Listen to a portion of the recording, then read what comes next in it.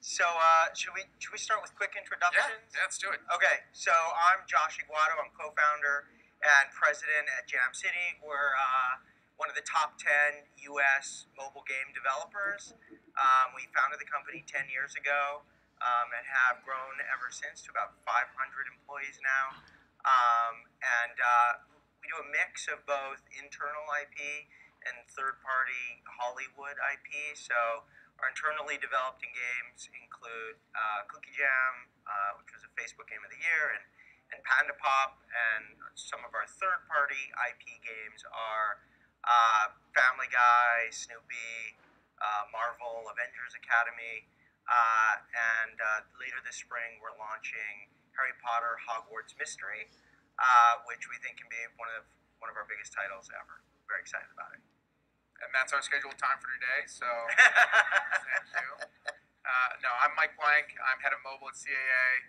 I do partnership deals with our celebrity and athlete clients with developers like yourselves. And on top of that, I sit on the board and help found a new startup studio in Vancouver called Creative Labs. So I'm really excited to be here today, talking with Josh about Hollywood IP, celebrity, and mobile games. I'm going to kick it off with you. Question for you. Okay.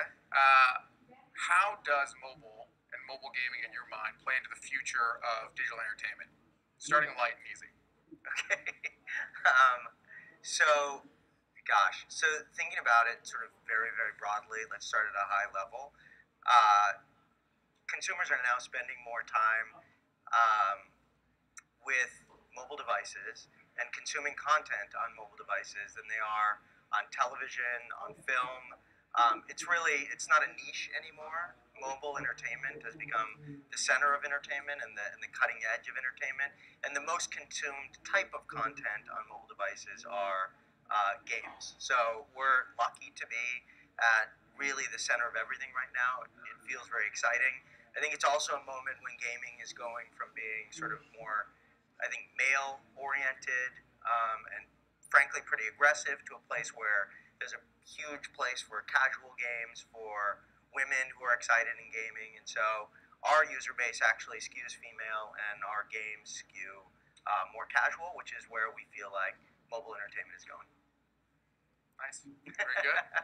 So how do you think about event-driven versus fully branded opportunities for your clients? And for those of you who don't know, it's really a treat to have Mike here, who in Hollywood is the digital guy. Anyone you would ever want to work with, Michael pulls those deals together. So anyway, how do you think about events? How do you think about events versus fully branded opportunities? So we do both. We will do brand new original IP, new games with our clients and partner them with developers. We did Gordon Ramsay's game with Glue or Demi Lovato and Pocket Gems side episode. But we'll also, to your point, we'll do more of these event-driven, what I call like a cameo opportunity with celebrities in existing games. So, we worked with them on the Family Guy game where we brought in Avril Lavigne to headline Peter Palooza when Peter decides to throw a music festival in Quahog, or Arnold Schwarzenegger comes to visit the town for Valentine's Day. Things like that is something that's really interesting. Those processes are definitely different. When it's a full branded game and a brand new IP, it takes a lot longer, right? There's a lot of development that leads up to it. It's a lot of collaboration to create that true partnership with the talent. The shorter cameo stuff, it's more interesting, and I think it's really particularly exciting for a developer that already has a game that maybe hasn't worked with celebrity before to sort of dip their toe in the water or walk before you run, in the sense of figuring out what it's like to work with a celebrity or an athlete or something like that and to bring them into the game. It's also for the players of the game. It's a treat, right? It's a nice way to engage existing users, re-engage maybe previous users, or then also drive new users to the game who perhaps never played before. But we're looking for a balance. We're looking for a mix and I think all developers should be thinking about their mix in terms of events being branded versus unbranded, games being branded versus unbranded. It's probably actually a better question for you. How do you think about sort of your mix at Jam City in terms of licensed IP games versus your own internal IP? And then is there some sort of timeline that you're thinking about in terms of how long to wait between these sort of franchise launches? Yeah. So first of all, to the point of events versus fully skinning a game, I'll say that there was a time when I never even realized that that was an option. Where it felt like, okay, we're either going to do a Family Guy game or we're going to do Cookie Jam or some other IP we developed in house. And the idea that we would take Cookie Jam or Panda Pop and do a 2-week event, or would even take Family Guy and then put, let's say, Die Hard over it or Star Trek over it. Fans love it. If you have to do it in a way that feels authentic, obviously, but it's just, as a game developer, it's something everyone should think about, because I think there's really interesting ways that are pretty untapped right now to just do great, 2-week, 3-week, month-long events that fans really like. But to answer your question about sort of thinking about the right mix between third-party IP versus internal IP, frankly it's a tough one. There are definitely pros and cons with both, and I think from our perspective, you can have both. So we're about 50-50 right now, and for us that feels like the right mix. The benefit of launching, a brand or a world that you've created yourself is you have full control. You can do whatever you want with it. The development cycles are much more efficient because you don't have to go through that approval process. And obviously, if you ever want to do a sequel, or if you want this franchise to live in other worlds like television or film, and we're looking at opportunities like that, you have absolutely no restrictions on what you can do. Flip side is, and I'll use this Harry Potter game as an example, everyone knows the Harry Potter world. So when we come to market with a Harry Potter game or with a Family Guy game, you're typically going to see a really big uptick early on. And fans, you don't have to do as much sort of getting fans or players up to speed on what this world represents. It's like a pilot of a new television series. We spend the whole time trying to explain what's going on and introduce characters. People know who the characters are in Harry Potter. They know who the characters are in Family Guy or Snoopy.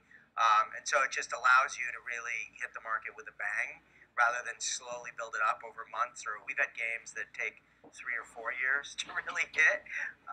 And so it's nice with a third-party IP to be able to go to the market with all that momentum. So can you talk about any instances where a developer was too reliant on a celebrity or brand? Yeah, I think first and foremost, like the most important thing is you have to make a great game, right? And that is step one. And then 1A, equally important is that it has to be something that is authentic to both the celebrity themselves and their audience. And fans are really smart. They know when something's not authentic. They can sniff that out right away, and it's getting celebrity involved really early in the process in terms of creating that collaboration, getting them involved, making sure that it's something that they're proud of, that they are excited to share with their fans. I think the idea of slapping a name on something and then hoping it does really well, that's not going to work, and never has and never will. And everything, all the considerations that are being made for an unbranded game should still be made for a branded game, right? It comes down to, what's your launch strategy and your marketing plan and everything else. And what celebrity can do really well is, it's like jet fuel and can be an accelerator for a particular game or a particular title. It can drive up LTVs and drive down CPIs and all of those fun metrics that we like to talk about. So that's a huge benefit and a huge value add.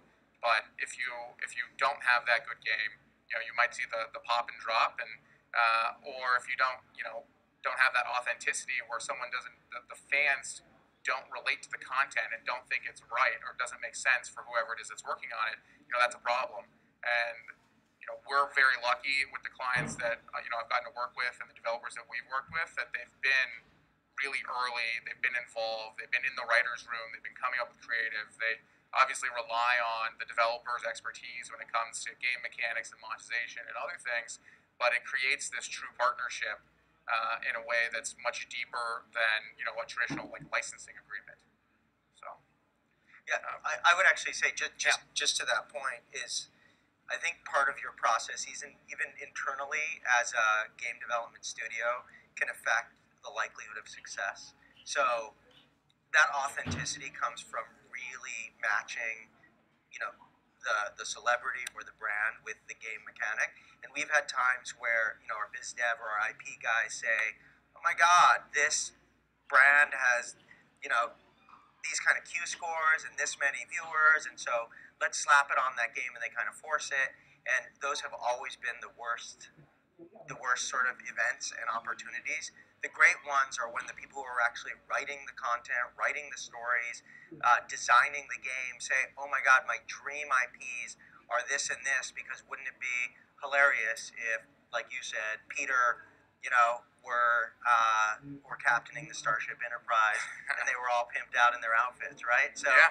it's got to be organic, it's got to be authentic, and how you manage the developers to come up with those ideas, I think, can maximize your chance of success. Are there, other considerations for you and the team when you're thinking about licensing an IP? Is it, the authenticity definitely seems to be key, but is there, are you thinking about the IP is the most important piece, the team behind the IP? Are there other considerations, for people that maybe have not done anything in that space that they should be thinking about if they're interested in it? Yeah, that's a great question. It's frankly pretty tricky. I think, for instance, there have been times where there's a new IP or a comic book or a film that's going to come out when our game is launching, and it feels like it would be a perfect fit, and we should do all the work and investment to make that happen. But it's an unproven IP, and I'd say those situations work out 50% of the time, but that's frankly not enough. Yeah. And so what we found is we've started to sort of err on the side of proven franchises, evergreen IPs, and if we're going to do something new and fresh, we're going to work with a genius writer, and we're going to own that IP. And if we're going to start something new, let's do it internally. If we're going to license something and pay the rev share and deal with the original creators and trying to get IP approvals, etc., we're going to go with something where it's not necessarily a guaranteed hit, but there's a very proven fan base that wants this type of content. So I would just say, do your homework and don't get caught up too much in like, this is going to be great. You'll see it when it gets there. Like, sometimes you got to go with something that's absolutely proven, absolutely there, and not take that risk, because 2 years of development, millions of dollars, there's a lot of jobs at stake. You got to make sure you're making the right decision right from the start. So speaking of which, you've talked a little bit about celebrity. We've talked about licensing film and TV. Can you talk a little bit about how the process is different things you should keep in mind when you're thinking about different types of IP? Yeah, definitely. It's when I think about TV and film IP, it's definitely very different from working with a celebrity or an individual or an athlete. And I think the main reason why is because the celebrity or the athlete's a person, right? They're a human being who lots of people view them as a brand, and they are, but they know themselves, they know their brand, they know their audience better than anyone in the world, and they get very passionate about the projects that they're working on, and get very involved in the process. On a TV film or a film property, there's a ton of passionate fans, to your point, and you're not starting from zero, which is super helpful. But there might be 4 or 5 Star Wars games that come out, or 4 or 5 Marvel games that come out, and you wouldn't really ever see that with a celebrity or an individual, because to get that authenticity that we're talking about, to create the partnership that we really want, the celebrity is getting involved super early in the development. They're, for example, like when we did the Demi Lovato game, the team came down and they saw her in concert, they went backstage and they got to see what that was like, and she's part of the writer's room, and she's come up with stories, and she's giving unique insights into her life and what it's like to go on tour with her, because that's what the players of the game want to experience. They want to know, what would it be like if I went on tour with Demi Lovato, and to create that authenticity, the person who knows it best is Demi Lovato.